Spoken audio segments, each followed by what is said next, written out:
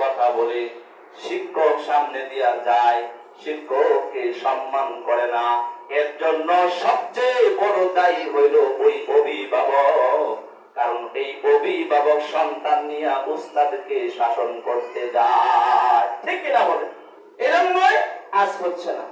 ওই জন্য আজকে, কারণ আপনার বাচ্চার সামনে যখন আপনি উস্তাদকে শাসন করতে যাবেন, তখন ওই বাচ্চা সে মেনেই নেবে, আমাকে বললে আমি বাবার কাছে বিচার দিব, মার কাছে বিচার দিব।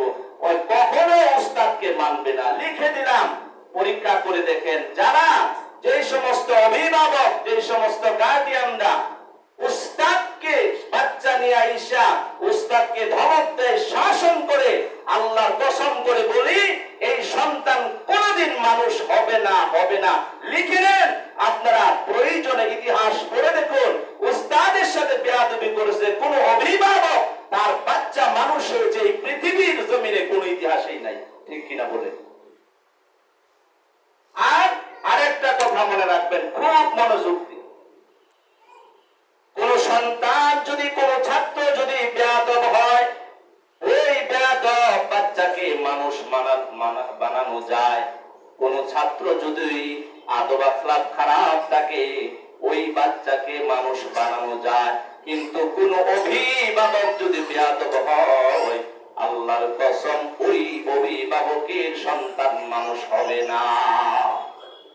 বাচ্চা যদি বেয়াদব হয়, এটাকে বুঝে শুনে পিতার দিক থেকে, পরিবারের দিক থেকে, মাদ্রাসার দিক থেকে, উস্তাদের তরফ থেকে যখন বোঝানো হয়, ওই বাচ্চাটা মানুষ হয়ে যাবে। সম্ভাবনা আছে 100 মধ্যে 90%। কিন্তু যদি অভিভাবক বেয়াদব হয়, তাহলে এই বাচ্চা কোনোদিনই মানুষ হবে না, এটা 100 মধ্যে 100।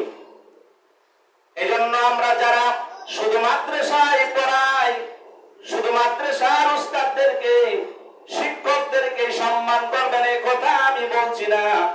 মাদ্রাসার উস্তাদদেরকে সম্মান করবেন।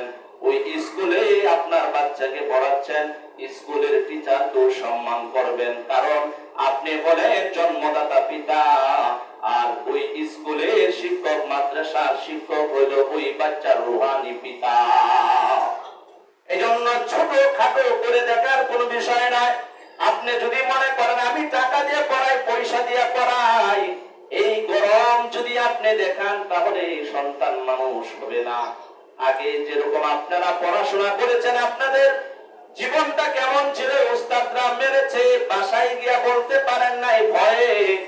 আমরাও তো যখন পড়েছি, উস্তাদরা অনেক মেরেছে, আমারও অনেক, এখনো অনেক মনে আছে। সেই ছোট্টবেলা স্টুডিওতে গিয়ে একটা ছবি উঠেছিলাম। আমাদের নুরানি বিভাগের উস্তাদ যখন জানতে পারলো আমি শুক্রবার দিন মাদ্রাসা বন্ধের দিন স্টুডিওতে গিয়ে ছবি উঠাইলাম শখ করে, কারণ বড় সুন্দর লাগে ছবি উঠাইতে, সবাই উঠায়, আমিও একদিন গেলাম। উস্তাদ কিভাবে যেন বুঝতে পারলো আমি স্টুডিওতে গিয়ে ছবি উঠাইলাম। উস্তাদ আমাকে এমন ভাবে মেরেছিল, আমার এখনো মনে আছে। হুজুর বলল, তুমি না বইলা কেন মাদ্রাসা থেকে বের হয়েছ?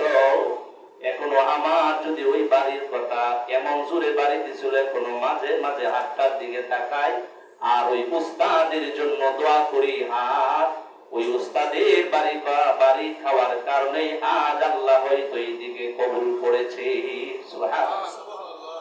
বাড়ি থেকে আর কোনোদিন বলি নাই, কারণ যদি এই কথা বলি বাড়ি থেকে আবার শাসন করবে। কেন না বললে তুমি মাদ্রাসা থেকে বের হয়ে না? আজ অনেক অভিভাবকরা টাকা পয়সার গরম দেখার বলে আমার টাকা পয়সা আছে, যদি ভালো লাগে পড়ানো, অথবা অন্য জায়গায় নিয়ে যাব, অন্যত্র পড়াবো, যেখানে আদর্শ হাত দিয়ে পড়ায়, কিছুই বলে না। ও আমার ভাইরা, যদি বাচ্চাকে প্রয়োজন মোতাবেক যদি শাসন না করা হয়, এই বাচ্চা তো কোনোদিন ভালো ছাত্র হতে পারবে না। কথা বলো ঠিক কিনা? আমি যখন আমার গ্রামে পড়াশোনা করেছি, 120 জন 30 জনের অধিক ছাত্র ছিল।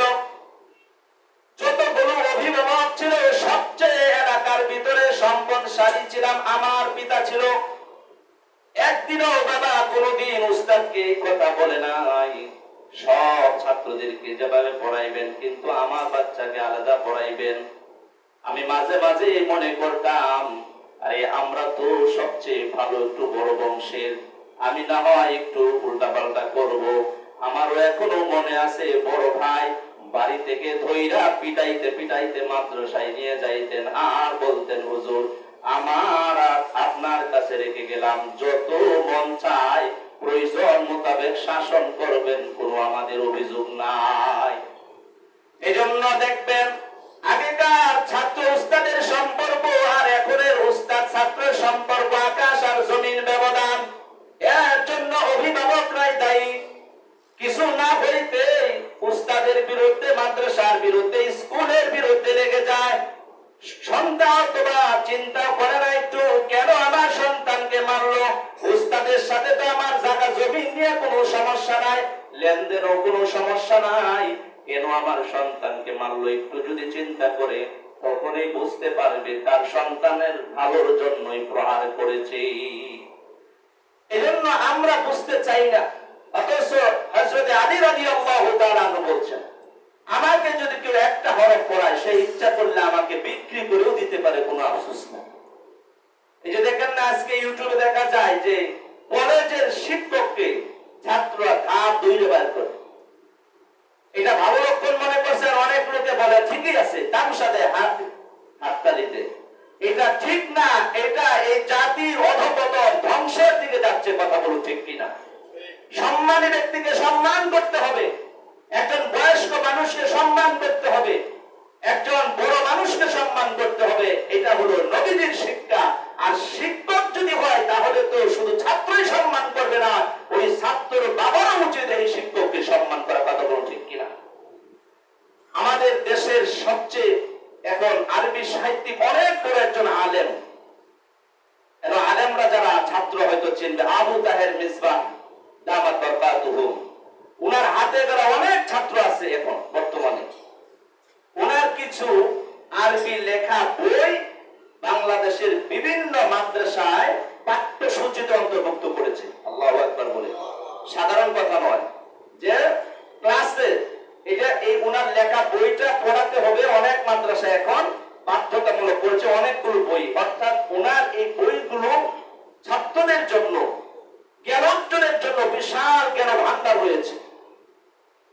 উনার এক সন্তান সাইদ মিসবাহ বলেন, সে বলছে মানুষের সামনে যে আমার বড় ভাই আবু তাহের মিসবাহ, আমার ছোট ভাই তার কাছে পড়াশোনা করতো, আমার ছোট ভাই আবু তাহের মিসবাহর কাছে পড়াশোনা করতো। একদিন বড় ভাই আমার ছোট ভাইকে মেরেছে।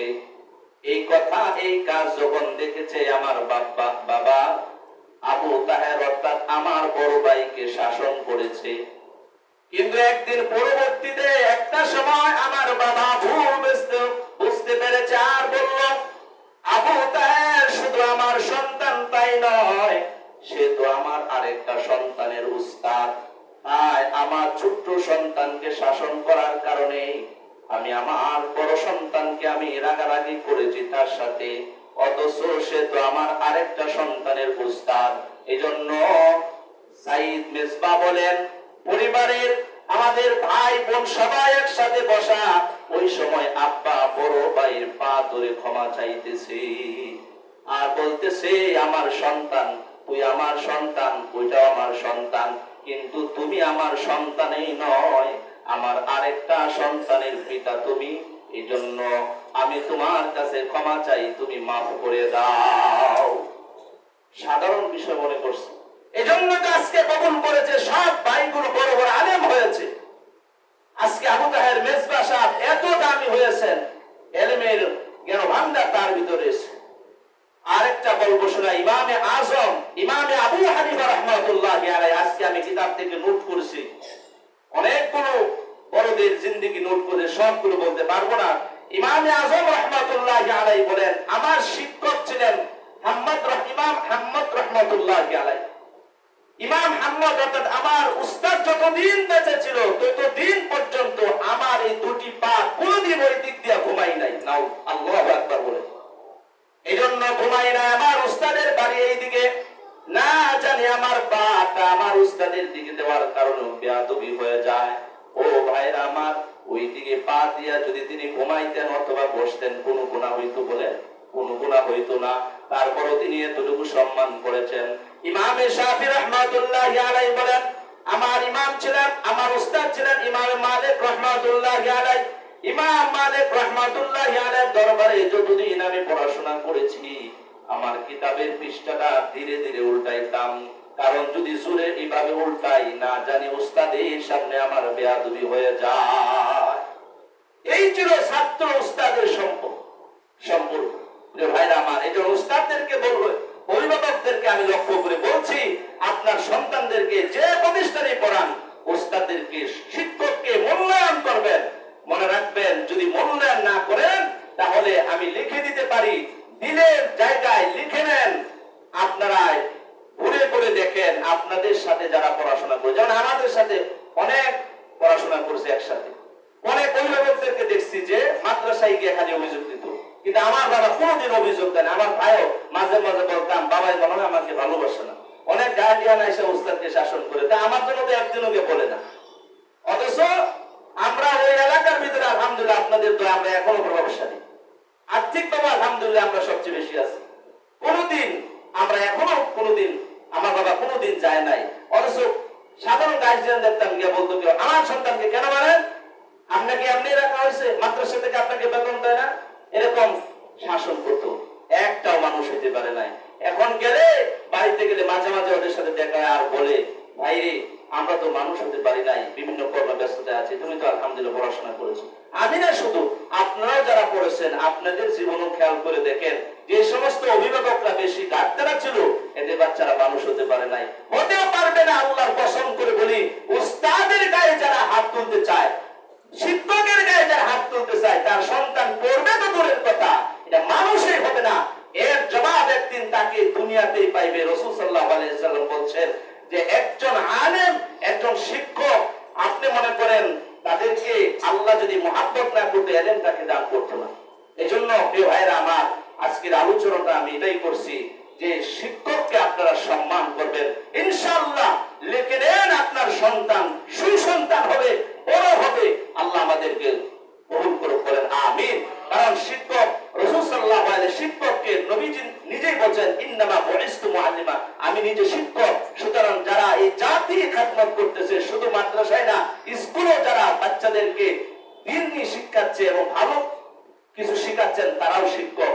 এজন্য দেখবেন তাদের, এই শিক্ষকদের আমল এমন যে সদকায়ে জারিয়া তাদের হয়। হাদিস শরীফে রাসূল সাল্লাল্লাহু আলাইহি ওয়াসাল্লাম বলেন, ইদা মাতাল ইনসানু ইনকাতা আনহু আমালুহু, তিনটা আমল আছে, মানুষ মারা যাওয়ার পরে সব আমল বন্ধ, তবে তিনটা আমল জারি থাকে, ইল্লা মিন সালাসা, তিনটা আমল জারি থাকে, ইল্লা মিন সাদাকাতিন জারিয়া, সদকায়ে জারিয়া, যেগুলো ভালো কিছু কাজ করবেন আপনি, এগুলো সদকায়ে জারিয়া করার পরও আপনি পাবেন। দুই নম্বরে হলো আও ইলমান, এমন ইলম যার দ্বারা মানুষ উপকৃত হয়। তিন নম্বর হলো আও ওয়ালাদিন সালিহ ইয়াদউ লাহু, এমন সন্তান যে নেক সন্তান আপনি বানাইছেন, এই সন্তান আপনি মৃত্যুবরণ করার পরও আপনি সব পাবেন।